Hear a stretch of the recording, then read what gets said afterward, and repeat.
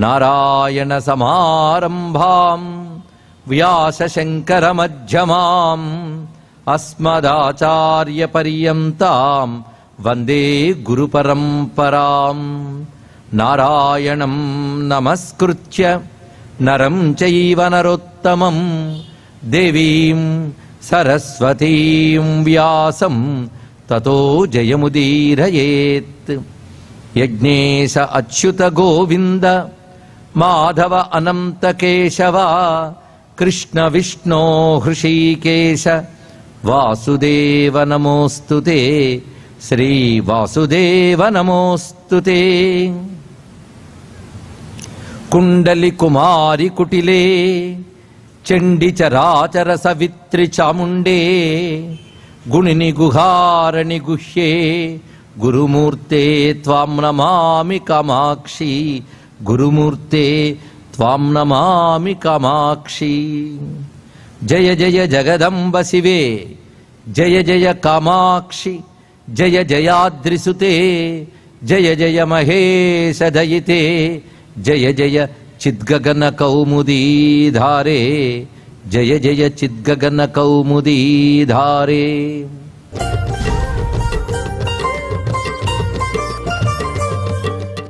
సారూప్య సాలోక్య సామీప్య. సాయుధ్యం అంటే ఏమిటి అంటే ఐక్యమగుట. సాయుధ్యం అంటే ఇది తెలుసుకోండి. సాయుధ్య మోక్షం అద్వైత మార్గంలో మాత్రమే ఉంటుంది, ఇంకెక్కడ ఉండదు.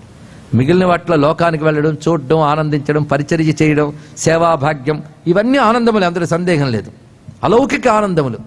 దాని మించి మరొక ఆనందం చర్చ చేయరు. మొదటి 4 ద్వైత మోక్షములు. అద్వైత మోక్షం ఏంటంటే ఐక్యం. ఇది ఎలాంటిది అంటే ఒక నదీ ప్రవాహం సముద్రం వద్దకు వెళ్ళడం, సముద్రం చెంతకు చేరడం, సముద్రంలో కలిసిపోవడం. అప్పుడు ఇంకా తానని వేరే భావం లేదు. అఖండమైన ఆనందమే అమ్మవారు అయినప్పుడు అఖండంలో నువ్వు కలిస్తే నువ్వేమయ్యో అఖండం. దీనికి మంచి కథ రామకృష్ణ పరమహంస చెప్తారు. ఒక ఉప్పు బొమ్మ సరదాగా ట్రావెల్ చేస్తూ వెళ్తుంది, ప్రయాణం చేస్తూ సముద్రం దగ్గరికి వచ్చింది. దూరం నుంచి చూసింది. దానిలో తనకు సంబంధించిన ఏదో లక్షణం అట్రాక్ట్ చేసింది. అన్ని బొమ్మలకి అట్రాక్షన్ ఉండదు, ఆ బొమ్మకి ఏదో యోగం ఉంది. ఇదేదో చాలా బాగుంది సముద్రం, ఎంత బాగుందో అని దగ్గరికి వెళ్ళిందండి. వెళ్ళాక దానికి అనిపించింది నాలో ఉప్పదనం ఉంది, ఈ సముద్రపు గాల్లోంచి ఉప్పదనం ఉంది కనుక రెండిట్లో ఒకటే అంశ ఏదో ఉన్నట్టుంది అని ఎరుక అప్పుడు కలిగింది దానికి. దగ్గరికి వెళ్తే కానీ తెలియదు కదండి. తెలుసుకున్నాక అదేదో చూద్దామని చెప్పి లోపలికి వెళ్ళింది, సముద్రంలోకి వెళ్ళింది ఉప్పు బొమ్మ. వెళితే ఏమైంది? కలిసిపోయిందయ్యా అన్నాడు. అందుకే అబ్బో ఎంత సముద్రం అనుకుని ఉప్పు బొమ్మ భగవంతుడు ఎంతో నేను అల్పుణ్ణి అనుకునేది. ద్వైతం అది. దగ్గరకు వచ్చేటప్పటికల్లా అక్కడున్నదే ఇక్కడుందంటే అంశతో ఉంది అనుకుంది, అది విశిష్టమైంది. ఆ లోపలికి వెళ్ళి కలిసి ఉప్పు బొమ్మ సముద్రం అయిపోయింది, అది అద్వైత సాయుధ్య మోక్షమైంది అయ్యా అన్నట్టు. అక్కడికి వచ్చే రూపం లేదు, లోకం లేదు, ఆసనాల్లో పరిచర్యల్లో ఏకత్వం ఉంది. ఆ స్థితికి తీసుకెళ్ళిపోవాలి ఉపాసన నిన్ను. అందుకే భగవత్పాదులు వారు రచిస్తున్న సామాన్యులు గారు అలాగని ఉపాసనలను తిరస్కరించలేదు. ఉపాసన వల్ల పొందవలసిన పరమార్థం ఇది అని చెప్తున్నారు ఇక్కడంతే. శంకరులు వేదము చెప్పిన ఏ మార్గాన్ని తిరస్కరించలేదు. ద్వైతాన్ని, విశిష్టాద్వైతాన్ని కూడా సాధన దశలో అవసరమని చెప్పిన మహానుభావుడు. వీటి వల్ల నువ్వు పొందవలసిన పరమగమ్య అద్వైతం ఉన్న సత్యం అదే అని చెప్పాడు. అందువల్ల ఆయన సమగ్ర వేదమత ప్రతిష్టాత. అంతేగాని ఒక శాఖను, ఒక సంప్రదాయాన్ని ప్రతిష్ఠించలేదు శంకరులు. పరిపూర్ణమైన సనాతన ధర్మాన్ని ప్రతిష్ఠ చేశారు, తెలుసుకోండి. అందుకే ఒక దేవతా భక్తులకు సంబంధించిన గురువు కాదు ఆయన. హిందూ మతంలో మీరు ఏ దేవతా భక్తులైనా అందరికీ కలిసిన ఒకే ఒక్క గురువు ఆదిశంకర భగవత్పాలు వారు, తెలుసుకోండి. మీరు విష్ణు భక్తులైతే మా ఆదిశంకర భగవత్పాలు విష్ణు అంటే ఏంటో చెప్తారు. అలాగే శంకరులు దర్శించిన శివుడు, శంకరులు దర్శించిన అమ్మవారు, శంకరులు దర్శించిన గణపతి, శంకరులు దర్శించిన సుబ్రహ్మణ్యుడు, ఇందరు లేరు, ఉన్నది ఒకటే బ్రహ్మము. ఆ రూపము లోకము వరకు వచ్చేప్పటికి అనేకం. సాయుధ్యంలో ఐక్యమైతే ఉన్నది ఏకమే, అది తెలుసుకోవాల్సింది. కనుక నువ్వు అనేకాన్ని ఉపాసించి తప్పేం లేదు, కానీ అనేకం ఏకం యొక్క స్వరూపం తెలిసి ఉపాసిస్తే ఏ చిక్కు లేదండి. ఈ భావన హిందూ మతానికి శ్రీరామ రక్ష, హిందూ మత సమగ్రతని కాపాడుతుంది. అందుకే హిందూ మత ఐక్యతకి, సమగ్రతకి ఒక్క గురువుని ఎంచుకోవాలంటే ఆదిశంకర భగవత్పాల్ వారు నమస్కరించి తర్వాత మీ సంప్రదాయంలో గురువులందరినీ నమస్కరించుకోవడం తప్పేం లేదు. అదిగా జగద్గురు అనే శబ్దానికి ఏకవాచ్యులు ఒకే ఒక్కరు ఆదిశంకర భగవత్పాలు వారు అని చెప్పడానికి ఏమాత్రం సంశయించనక్కర్లేదు. ఎంత అద్భుతంగా ప్రతిపాదన చేశారు. 1-2 శ్లోకాలు అమ్మ రూపాన్ని స్ఫురింపజేసి అమ్మ లోకానికి తీసుకువెళ్ళి అమ్మ దగ్గర కూర్చోపెట్టి ఇంకా అమ్మ ఆత్మ రెండు ఒక్కటేనైనా వేరే లేదని అనంతమైనటువంటి అఖండ ఆనంద సచ్చిదానంద లహరిలో చిదానంద లహరి. అందుకే చివరికి వచ్చేప్పటికల్లా రూపవర్ణం లేదు, చిదానంద లహరీం అన్నారు. చిదానంద లహరి రూపం కాదు, లోకం కాదు, దగ్గర కాదు, సారూప్య సాలోక్య సామీప్యాలకు అతీతమైనటువంటి కేవల అఖండ ఆనంద అనుభవం. అది అనుభవం మాత్రమే, మరొకటి కాదు, అనుభవం మాత్రం. అది ఇలాగున వివరించలేను, చాలా సానుభవైక విద్యమే అంటాడు త్యాగయ్య. అది వివరించలేను అఖండ ఆనంద అనుభవమే. అనుభవం అయిపో నువ్వు. ఇదే ఆనంద స్ఫురద అనుభవాభ్యాం నతిరియం అంటూ శివానంద లహరిలో దీన్ని స్ఫురింపజేశారు. ఆనందాధ్యేవ కల్విమాని భూతాన్ని జాయంతే. అఖండ ఆనందమే బ్రహ్మము, దానితో నువ్వు ఐక్యమైపోయావు. ఆనందం ఏంటి? అది నిరంతరాయంగా ఉంది కనుక లహరి. ఆనందం శుద్ధమైనది, శాశ్వతమైనది, పరిపూర్ణమైనది, మాలిన్యరహితమైనది కనుకనే చిదానంద లహరి. అది ఇందులో చెప్పారు. ఇప్పుడు చిదానంద లహరి ఎంత అన్నామండి? ఎందుకు దీర్ఘం? ఇందులో ఉంది రహస్యం. చిదానంద లహరీం అనేది మంత్రం. ఇక్కడ నాకు తెలుసు ఎంతోమంది శ్రీ విద్యోపాసకులు ఉన్నారు. అమ్మవారి పంచదశో షోడశో జపం చేసేవాళ్ళు. సభల్లో మంత్రాన్ని ప్రకటించరాదు, సదస్యన ప్రకాశయేత్. అందుకని మంత్రాలు బీజాక్షరాలు సభల్లో చెప్పం. కానీ భగవత్పాదుల వారు శ్లోకంలో ఎలా ఇముడ్చుతారు చూడండి. ఆయన కూడా శ్లోకాల్లో చెప్పలేదు. చాలామందికి నేను చెప్తే ఒకతంట, చెప్పకపోతే మరొకతంట. అందుకేం చేయాలి? చెప్పి చెప్పక చెప్పాలి. ఎందుకంటే మంత్రం చేసేవాళ్ళకి కాస్త ఆహా స్ఫురణ కలిగితే వాళ్ళు ఆనందిస్తారు. మంత్రం చేయకపోయినా మంత్రం చేయకపోయినా పర్వాలేదు కానీ శ్లోకం చదివి చాలని మిగిలిన వాళ్ళు ఆనందిస్తారు. ఎలాగైనా చాలు. ఇందులో గొప్పతనం ఏంటంటే పంచదశి 3 కూటములతో ఉంటుంది. వాగ్భవ కూట, కామరాజ కూట, శక్తి కూటములు. మూడింట్లో కామన్గా ఉండేటువంటి పదం మాత్రం లహ్ హ్రీం బీజాక్షరములు. లహ్ హ్రీం 3 చోట్ల అదే వస్తుంది. అది పట్టుకున్నారు శంకరులు. లహరీం లహరీం అందులో ఉందంతా కూడా. లహరీమే లహరీం, అదే లహరి, అదే సౌందర్య లహరి అన్నారు భగవత్పాల వారు. ఆ మంత్రాక్షరంలో తీసుకొచ్చి పెట్టారండి. అందుకే ఏ శ్లోకం చదవకపోయినా చిదానంద లహరి, సౌందర్య లహరి అనుకోండి, అదే మంత్రం అని నేను చెప్పుకున్నాం. బహుశా బీజాక్షరములతో అందరూ చేయకూడదు కనుక అందరూ చేసుకోవడానికి నామం వచ్చింది. అందుకే లహరీంలో ఉన్న లహరి హరి హరి అనుకుంటే చాలయ్యా అని వచ్చిందేమో. ఏవో మర్మములు ఉంటాయి. అందుకే నామములతోనే శక్తి కలగడానికి కారణం నామాల్లో బీజాక్షరాలు దాగి ఉంటాయి. అటువంటి చిదానంద లహరీం అని శంకర భగవత్పాల్ వారు పూర్తి చేశారు ఈ శ్లోకాన్ని. ఇది రహస్యం. అయితే ఇటువంటి సాయుధ్య రూపమైన మోక్షాన్ని అందరూ పొందగలరా? ఆ మాటకొస్తే సాలోక్య సారూప్యాలు మాత్రం అందరూ పొందగలరా? అంత తేలిక అండి? 40 రోజులు దీక్ష చేసి లలితా శాస్త్రం భోజనం కూడా చేయకుండా చదివానండి, నాకు మణిద్వీపం గ్యారంటీ అంటే అది కూడా గ్యారంటీ కాదు. నీకు పాపాలు పోయాయి, అది గ్యారంటీ. ఇహలోకంలో దరిద్రాలు పోతాయి, అది గ్యారంటీ. ఇంకా అయితే పుణ్యాలు వస్తే తర్వాత జన్మలో ఎప్పుడో శుద్ధభక్తి వస్తుంది. శుద్ధభక్తి వస్తే మాత్రం ఇక్కడ ఆనందాన్ని అనుభవించవచ్చు నువ్వు. అందుకే అది మాత్రం తేలిక కాదు. అది అందరూ పొందలేరు కనుకనే కొందరో పొందగలరు కనుకనే కతిచన అని మాట వేశారు.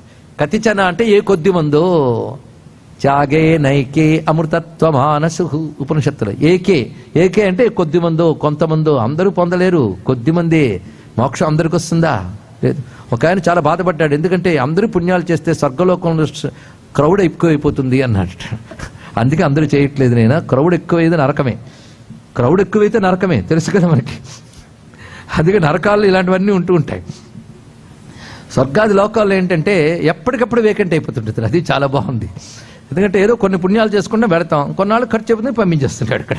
సరే ఎప్పటికప్పుడు ఖాళీ వేరు కనుక వాటిలో అలాగుంటుంది. ఇక ముక్తి అంటారా, ఇంకా అది మనుష్యానాం సహస్రేషు కశ్చిత్ యతతి సిద్ధయే యతతామపి సిద్ధానాం కశ్చిన్ మాం వేత్తి తత్వతః బహూనాం జన్మనామంతే జ్ఞానవాన్ మాం ప్రపంచతే. అంత తేలిక అండి ఇది.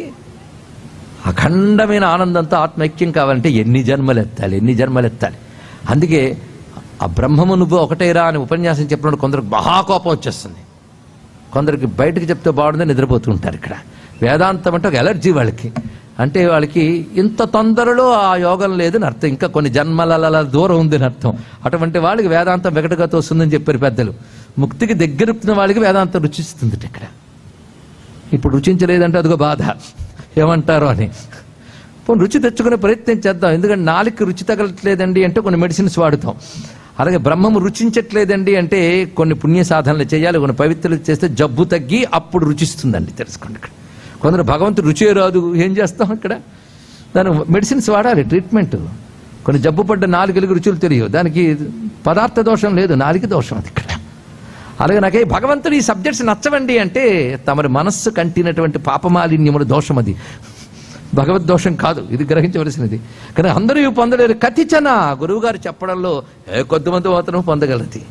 కశ్చిన్మాం వేత్తి తత్వతః, నా యొక్క యథార్థ స్వరూపము ప్రయత్నించిన కోట్ల మందిలో ఒక్కడు మాత్రమే తెలుసుకోగలడు. కోట్ల మందిలో ఒకడు ప్రయత్నిస్తాడు, ప్రయత్నించిన కోట్ల మందిలో ఒక్కడు తెలుసుకోగలడు అన్నాడు పరమాత్మ. అక్కడ కశ్చిన్మాం వేత్తి తత్వతః అనే మాటకి కతిచన చిదానంద లహరీం అనే మాటకి ఒకటే అర్థం. తెలుసుకోండి. ఆ పరబ్రహ్మస్వరూపిణైనటువంటి అఖండమైన ఆనంద స్వరూపుడైన పరబ్రహ్మ ప్రాప్తి, అమ్మ పదప్రాప్తి ఇటువంటికి వారికి లభిస్తుంది.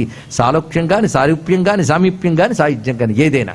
ఇప్పుడు అమ్మ రూపాన్ని తాత్వికంగా పరిశీలించే ప్రయత్నం చేద్దాం కొంత మేరకు. ఒకటి ఏం చెప్పారు అంటే సుధాసింధుర్ మధ్య, అప్పటికే చెప్పాం. ఈ సుధాసింధువు ఎక్కడుందయ్యా అంటే ఎక్కడో లేదయ్యా, వాడు హృదయంలో ఉంది సముద్రం.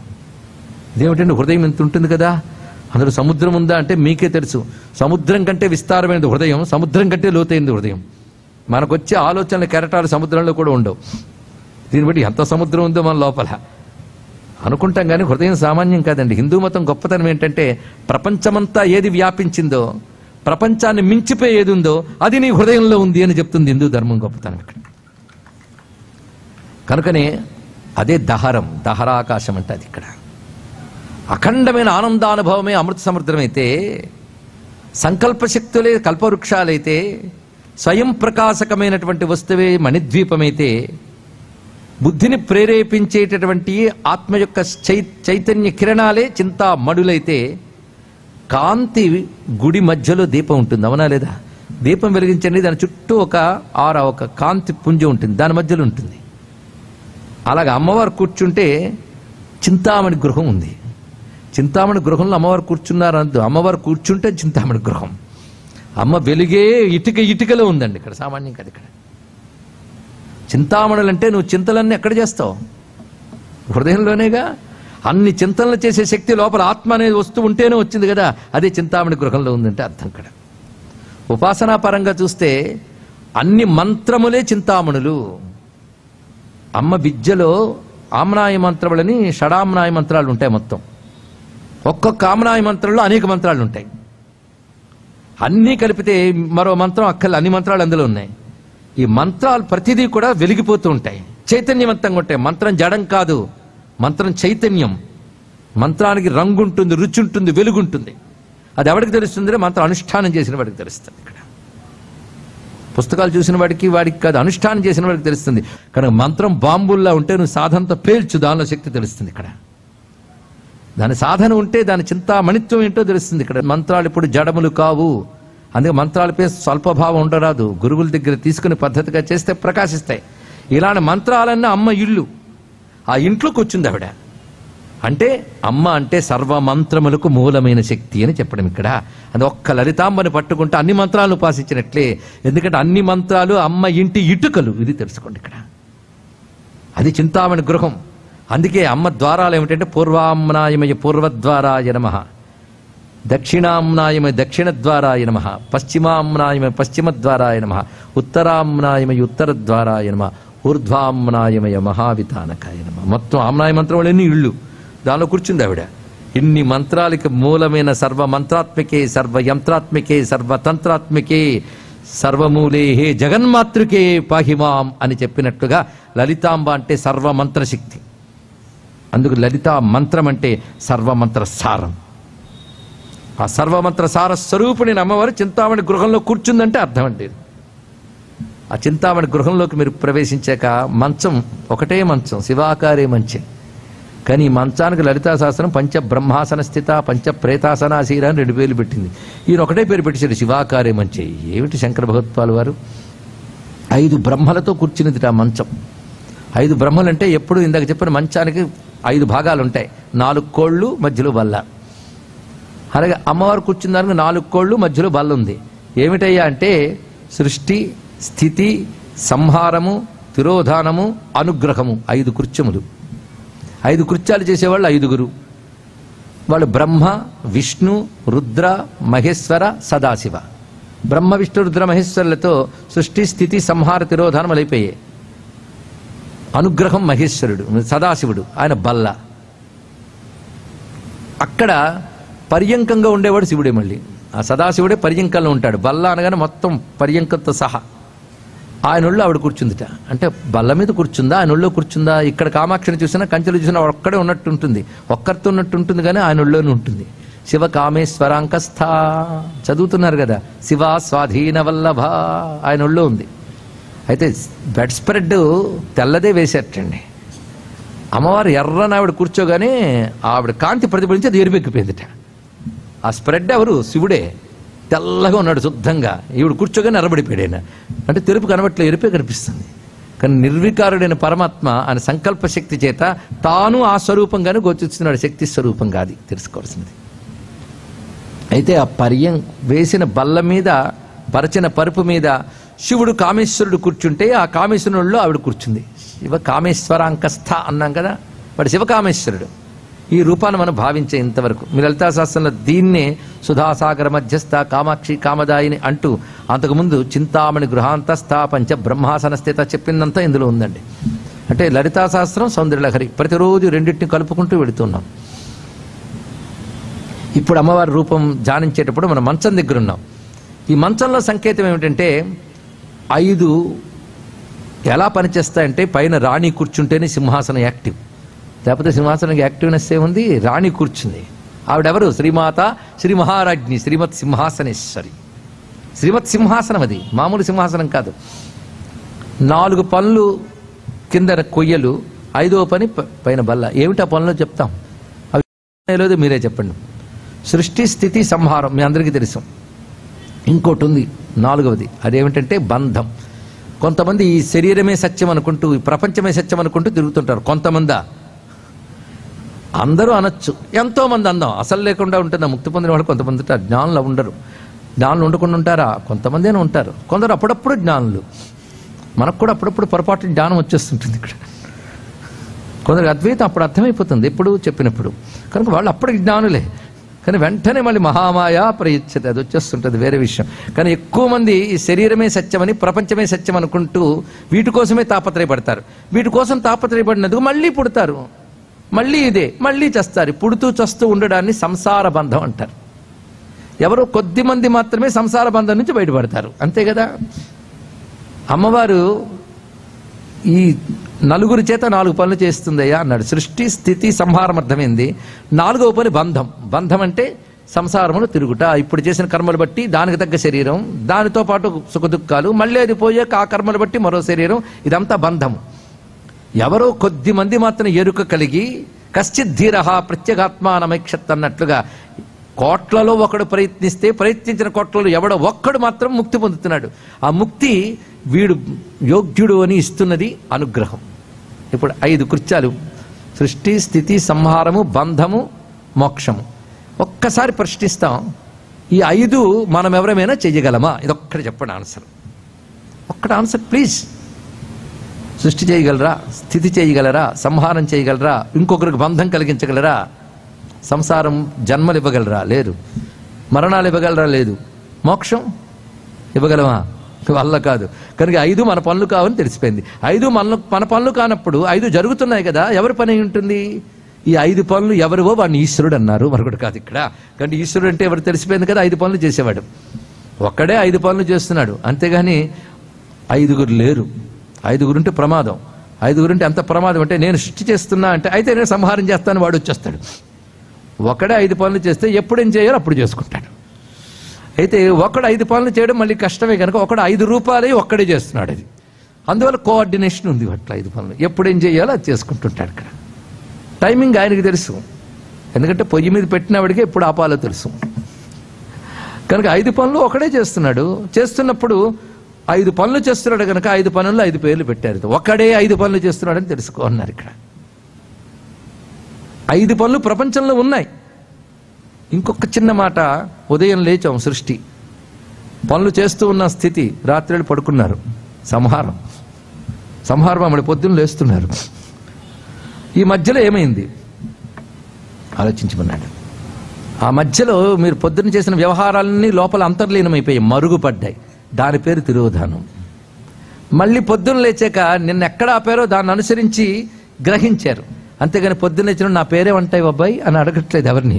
మీ పేరు మీరే గుర్తు తెచ్చుకుంటున్నారు. అంటే అర్థం ఏంటి? నిన్నటి దాన్ని అనుసరించి గ్రహించారు, అది అనుగ్రహం. పంచకృత్యాలు రోజు జరుగుతున్నాయా లేదా చెప్పండి ఇక్కడ. ఈ పంచకృత్యాలు ఎవరి వల్ల జరుగుతున్నాయి అది ఆలోచించమంటాడు. ఈ పంచకృత్యములకు కారణమైన అఖండ ఈశ్వర శక్తే నీ లోపల ఆత్మశక్తి. మళ్ళీ నీలోకి తీసుకుంటున్నాం, బయట చూపిస్తున్నా, లోపల చూస్తున్నాం. ఇది నీ పరంగా. ప్రపంచపరంగా సృష్టి, స్థితి, సంహారము, బంధము, మోక్షము. ఈ 5 ఆయన కృత్యములే. ఈ 5 ఆయన కృత్యము. లేకపోతే ఇవి మనం చేయగలమండి? ఇంటికెళ్ళే నిద్ర పట్టలేదండి అంటే నిద్ర పట్టడం కూడా నీ చేతిలో లేదు, నొప్పుకో. లేవడమా? అవి లేపితేనే లేస్తాం, లేకపోతే కొందరు లేవకుండా వెళ్ళిపోయిన సార్లు తిరుగుడు ఉంటూ ఉంటాయి. ఏం చేస్తాం? లేపేదావిడ, పడుకో పెట్టేదావిడ, నీలో తిన్నది అరిగించేదావిడ. కానీ అంతా నా నిర్వాహకమైన అహంకారం ఒక్కటే, పనికిమాలిన అహంకారం నీది. తెలుసుకో, విచారణ చెయ్యి. లోపలికి అదే, బయటికి అదే. మొత్తానికి బల్ల అర్థమైపోయింది మనకి. సృష్టి, స్థితి, సంహార, తిరోధాన, అనుగ్రహం. మోక్షం అతి గట్టిది గనక దానికి బల్ల స్థానం. మిగిలిన 4 ప్రపంచంలో కనబడుతుంటాయి కనుక 4 ఒకే ప్లేన్, 4 కొయ్యలు. ఏం అద్భుతమైన భావం అండి ఇది. సత్యమైతే సత్యాన్ని దర్శించి ఋషులకు నమస్కారం చేద్దాం. ఇది భావమైతే ఇంత చక్కటి భావన చేసిన ఋషులకు నమస్కారం చేద్దాం. ఎలా చేసినా గొప్పది ఇది. ఇక్కడ మొత్తం సృష్టినంతటే 5 బల్లలుగా చూపించారు. ఒక బల్లగా 5 భాగాలతో బల్లగా చూపించారు. 5 భాగాలు కలిపి ఒకటే, ఎందుకంటే 5 ఈశ్వరుడు కృత్యమే. ఆ ఈశ్వరుడి పేరు శివ. అందుకే 5 భాగాలుగా ఉన్న మంచానికి ఒకటే పేరు, శివాకారే మంచే. అద్భుతమైన మాట అందుకు వేశారు.